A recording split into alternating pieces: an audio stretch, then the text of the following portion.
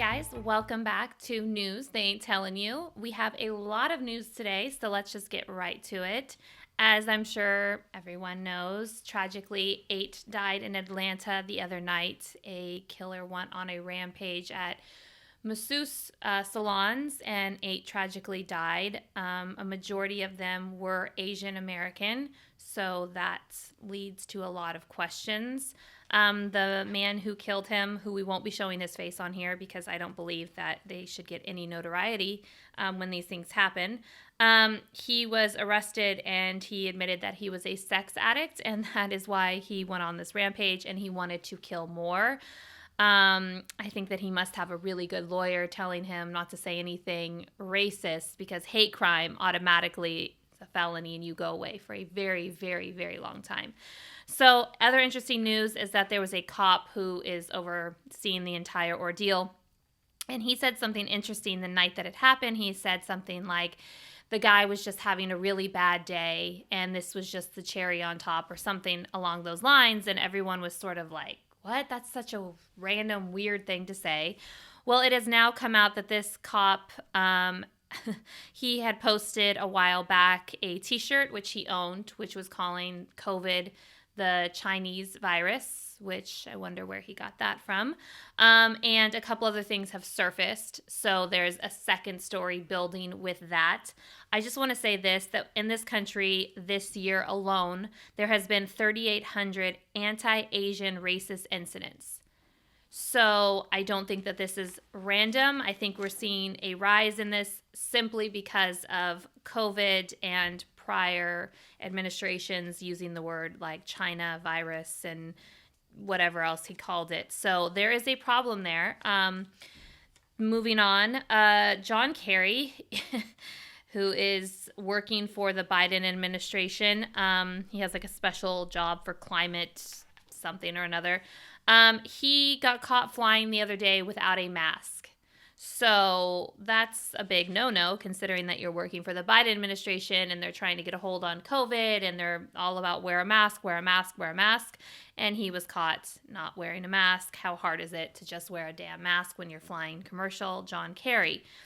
I know he doesn't usually fly a commercial, so that's probably why, but okay. Some positive news. The Violence Against Women Act has passed the House 244 to 172. Now it's heading to the Senate to be expired. I'm going to go into it a little bit more later, but it had expired in 2019, and we've been sitting without the Violence Against Women Act ever since. So this is a step in the right direction. President Biden is unsure if we will reach the Afghanistan pull-out deadline. There had been a deadline set by then President Trump to pull out all troops from Afghanistan. He's getting some type of intel that's saying, shocking, we might not be able to do it. It's a war that we're going to be into for generations to come.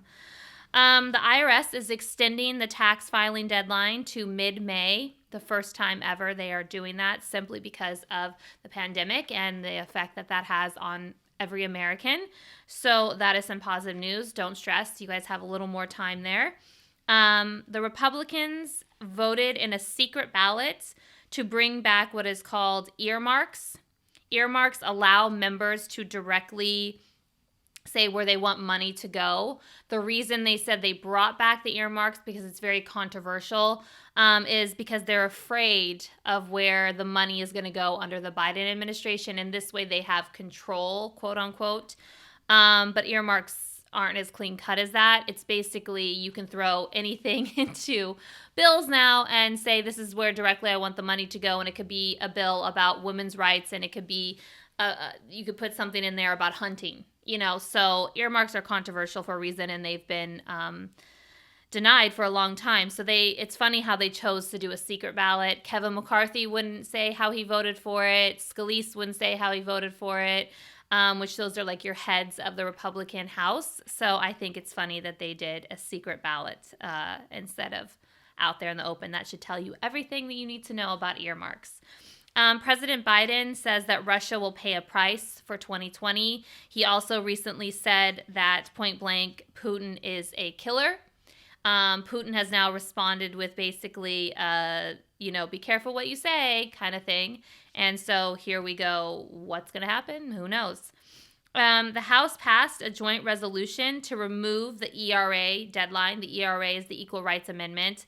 I'm going to break that down as well a little bit later because it is a very big deal that this has happened. So, and the fact that it was a joint resolution is really exciting. There's still a lot of work done to make the ERA an actual amendment in our Constitution, but we're one step closer.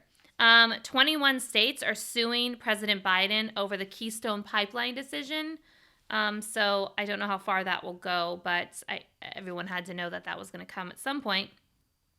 The Capitol Police widow has called for a January 6th commission that's like a 9/11 commission. Pelosi has also called for that. Unfortunately, it's looking like that's going to be delayed. I wonder why, Republicans. But that's what she's calling for. And she is also calling for her husband's death to be said that he was killed in the line of duty. So we shall see what happens with that.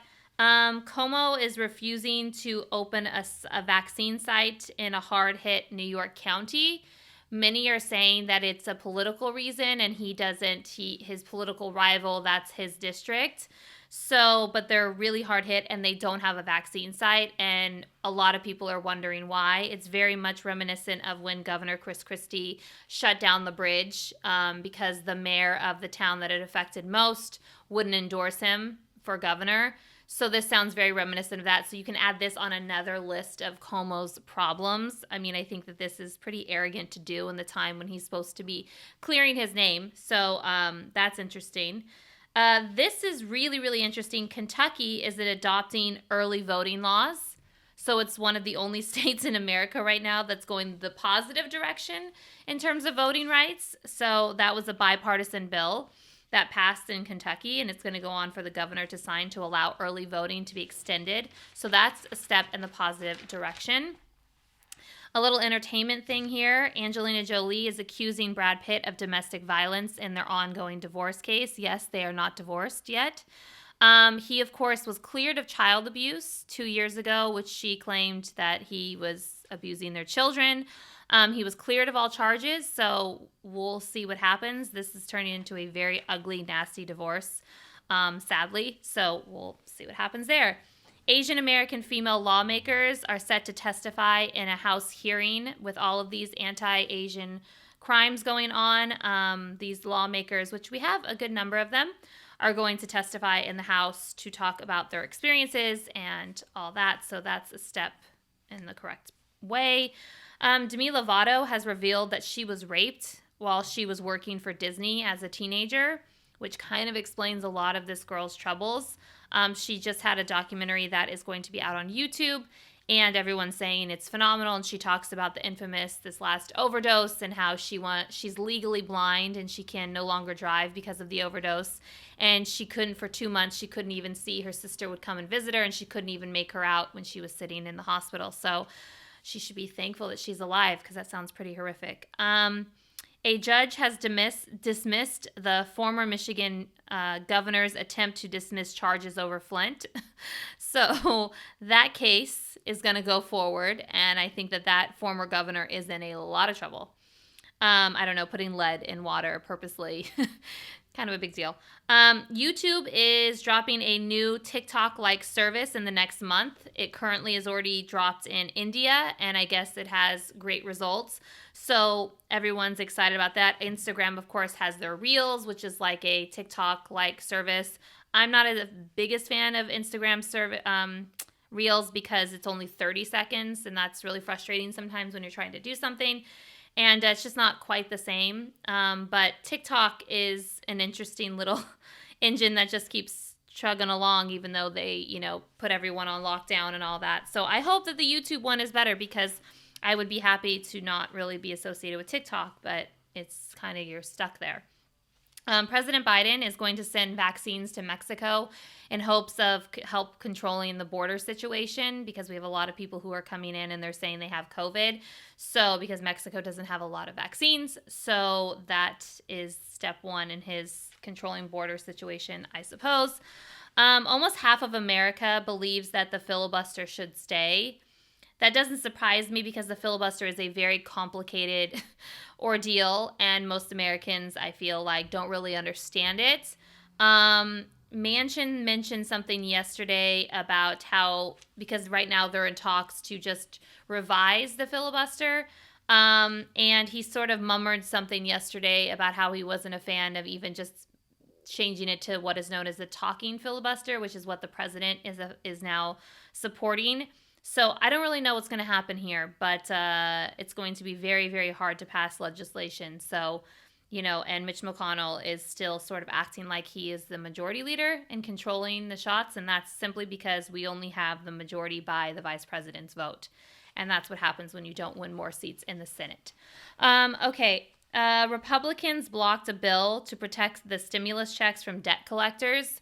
So the first stimulus check, apparently they put something in the bill where if you have debt collectors, they couldn't claim it. Well, this one, for some reason, it wasn't in there. And then they tried to add it yesterday, and Republicans blocked the bill. So if you have debt collectors, chances are you are not getting your $1,400. So that's great. Here's another great one. 12 Republicans voted no on the congressional honor of the Capitol Police. Yes, I said that correct. 12 Republicans voted no to not give the congressional honor to the Capitol Police. This is not even a made-up story. This is a factual story. They are upset over 12 words in the bill. 12 words made them vote no to give these Capitol Police, who kept them safe, a congressional honor, which is the highest honor any civilian can receive, except for the presidential freedom. But 12 words decided this, and you'll never guess, Marjorie Taylor Greene was one of them. So that's those 12, I think, speak volumes of what's going on in the Republican Party. Stephen Corbett, I don't want to say his name, Corbett. How do you say his name? Stephen Corbett. I can't say his name because I'm not a fan of his. The host, the night host, I can't. Corbett report. There we go. Okay, there you go, guys. He said last night that President Biden is badass for calling out Putin, and I agree. However, I just want to say, did you say that when Hillary Clinton said it straight to Putin's face, that he was a fraud and that he only won by fake elections? I remember the interview. She was Secretary of State, and she was sitting there, and Putin was sitting there, and she looked at him and she said, "You're a fraud, and you only win because you stuff ballot boxes." So I think that's pretty badass, actually directly saying it to him, not to take away from President Biden taking a strong stand against Putin. That's fantastic. However, Hillary did it first. President Biden spoke briefly with the press on the South Lawn today when he was getting on Marine One, sort of like what Trump used to do. And I kid you not that there was conspiracy theories who said that it was a green screen behind him and that it wasn't real. And then BBC, which is about as factual as you can possibly get, has no alliances to anyone because, first of all, they're from Britain, for gosh sakes. They said, no, that's real. He really did go over to the South Lawn and, talk to the press for two minutes. And it was very brief. I think it was one or two questions. But the fact that we live now in an era where everyone thinks that he's green screened and that it's not real, and now there's already conspiracy theories because he's going to do a press conference, his first one, on Thursday next week.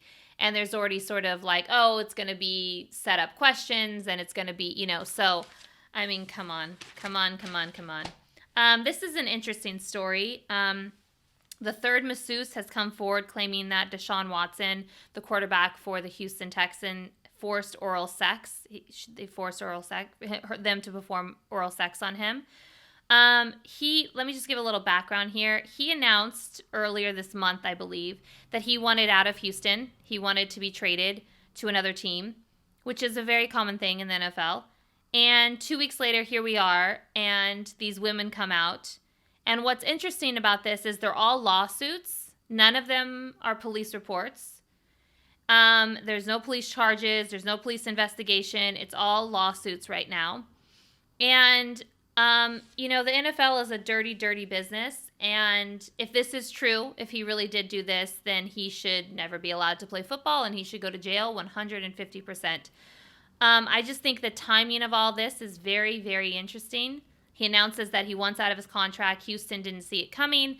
And now there's these women who are coming out and saying that this is happening, and they don't go to the police. They go to lawyers, and they have lawsuits. And listen, there were other cases where this has happened, like Michael Jackson. A couple of the parents of the children never went to the police. They just went to, but they definitely wanted money, and that was a whole different setup system. However, this is just really interesting, and I think what it exposes is how, I don't know, I mean, I just think that believe women, absolutely 100%. I don't want these women to be seen as anything other than victims if this is proven to be true. I just ask myself of the timing of all of this, and I just think that the NFL, like I said, is a very dirty business, and it is a business. I love football. I love football so much, but I love the game of football, but I have awareness of how dirty and disgusting the NFL can be. So this is an interesting story to keep track of, and we'll see what happens with Deshaun Watson. And again, if this is true, then he should never play football again, and he should go to jail. 100%. No ifs, ands, or buts about that. So that will unravel. I just thought it was interesting to add that in because interesting times we're in. So I want to get into the Violence Against Women Act and the ERA. So let's do that. Okay, so yesterday, very big day, the House, like I had said earlier, reestablished the Violence Against Women's Act. It passed. 172 Republicans voted no, by the way, and I'll get into that a little bit later. So it expired nearly 2 years ago. It expired in February of 2019. McConnell refused to extend the act because of the what's called the boyfriend loophole. So basically in this act, husbands lose their right to own a gun if they are charged with domestic violence, but boyfriends do not. And so Klobuchar and one other senator said, there's a boyfriend loophole here. Let's get rid of the boyfriend loophole. Easy. Not so much. So a little background on this. The act was passed in 1994 with massive bipartisan support. Then Senator Biden sponsored the bill. It's his baby. It's his one real big accomplishment in the Senate. It was reauthorized in 2000 and in 2005, no problems. 2012, Republicans refused to extend the bill due to coverage of same-sex couples. And then it finally passed in 2013 and was extended. And then it expired in 2018 due to the now infamous shutdown between Pelosi and Trump. And it was short-term expanded in 2019, but expired a month later. So Senator Feinstein and Senator Ernst tried to get the bill passed, but it officially died in November 2019. I do want to add this, that Senator Ernst is a domestic violence survivor, and that is why she was teaming up with Feinstein. And when it dropped, she said she had hopes that they could pick it up again in the near future. Feinstein has been trying almost every other week to get it back on the floor, and McConnell would had nothing to do with it. So now here we are. It's heading to the Senate once more in hopes of passing. The boyfriend loophole is still in there. Now, just so everyone knows, the Violence Against Women Act it creates and supports cost-effective responses to domestic violence, sexual assault, dating violence, and stalking. Stalking was added in more in-depth, I think, like in 2005, and it's been extended every time such. Just so everyone knows, it does not cover honor killings, sex trafficking, or forced child marriages. So overall, it's a great bill, but it's only step one. We still have further to go. We keep finding loopholes and things that they need to fix. So the fact that it even expired and it had all this time where they could have been working to include child trafficking or include child brides or any of that is tragic to say the least. And the only thing that is holding this bill up is the boyfriend loophole. Now, someone has to explain to me that if a man is tried for domestic violence and your live-in boyfriend has a gun, why he's allowed to keep his gun, but if you guys were legally married, how that all changes and why the Republicans are okay with the husband losing the guns but not the boyfriends. The same acts were done against women, violence against women. So some Republican, I would really, and I genuinely mean this, if they can please explain to me what this big difference is and why they're fighting so hard against the boyfriend loophole. So it is going to be a journey to get this thing passed. It is not signed, sealed, delivered. So I say to all of you, please know, like I always say to you guys, know who your senators are. Now that it's passed the House of Representatives don't need to be called, but your senators need to be called, and this can make or break this bill. Every day that this Violence Against Women's Act is not set in stone in law, women are more and more vulnerable. And due to COVID, the numbers have hiked for obvious reasons in domestic violence. So this can't wait any longer. So I encourage everyone to please call your senators and let your voices known. Okay, so super, super, super excited. I'm going to give you guys what I like to call the ERA 101, because most people in my generation, younger generations, they have no clue what the ERA really is, and it is massively important. So the ERA is simply the Equal Rights Amendment. Yes, that's right, amendment, not law, amendment. It hopes to be an amendment to the U.S. Constitution designed to give legal rights for all citizens regardless of sex, seeks to end the legal distinctions between men and women in matters of divorce, property, employment, and other matters. Fantastic. Amazing. The reason we need this is because according to the Constitution, women are not equal to men. That's a fact. Now, I know a lot of people will say, well, we have the 14th Amendment to protect us. It protects us, but it's not guaranteed to protect us. With an Equal Rights Amendment, we are guaranteed to be treated equal. We are guaranteed to be paid equal. We are guaranteed, if you are getting a divorce, you are guaranteed to the same rights as a man. It's guaranteed. It's a big, big deal. Originally, they had 7 years to get 38 states ratified. That did not happen. This began under the Ford administration in the 70s. Betty Ford, then the First Lady, was a massive, massive support system for the ERA, yes, as a Republican, as was Rosalind Carter, Gloria Steinem, Shirley Chisholm. All were about getting 38 states ratified, which is what's needed in order to make an amendment to the Constitution, like the women's right to vote. It's exactly what they had to do. But they had this time limit of 7 years. They didn't reach it. So now what happened yesterday was the House, led by Congresswoman Jackie Speer of San Francisco, who we are big fans of, she got the votes to kill the deadline. So now the deadline is gone. And the Senate will now vote to decide how they move forward.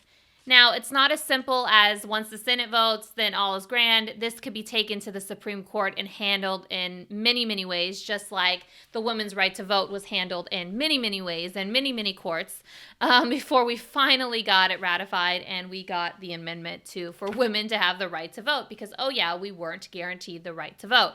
94% of Americans support the ERA.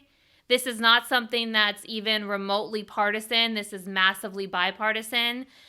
Just so everyone knows, RBG fully, completely believes with all of her heart and soul in the ERA.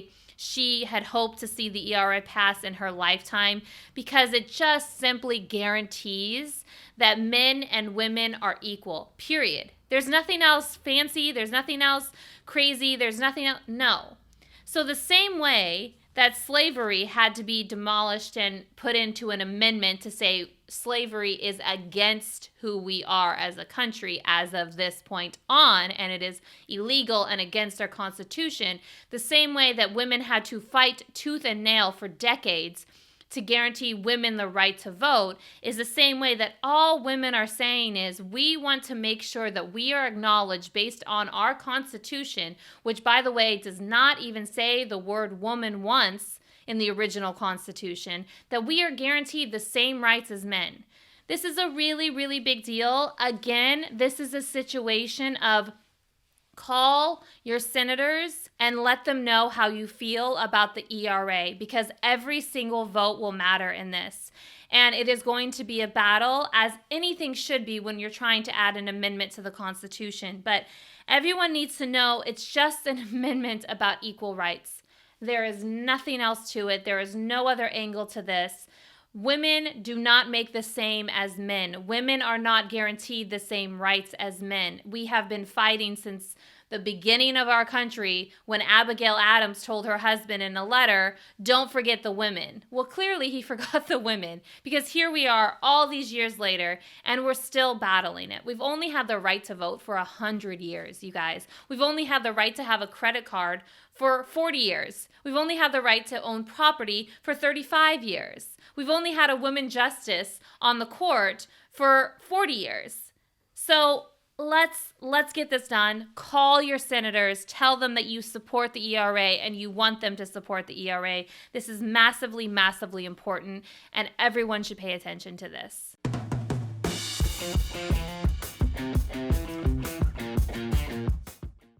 Okay, so in honor of Violence Against Women Act heading to the Senate finally, and the ERA having a real chance at becoming a constitutional amendment, I thought I was going to have Sam, my handy-dandy assistant here, randomly say some feminist names, and I'm going to give you one-word answer, and I'm going to keep it to one word. I'm not going to ramble on like I tend to do. One-word answers of what I think of them just automatically. Whatever comes to my head is what I'm going to do. She's mixed the names around, so I have no idea what's coming my way. So let's go, Sam. Maya Angelou. Iconic. I mean, Jane Fonda. Hero. Angela Davis.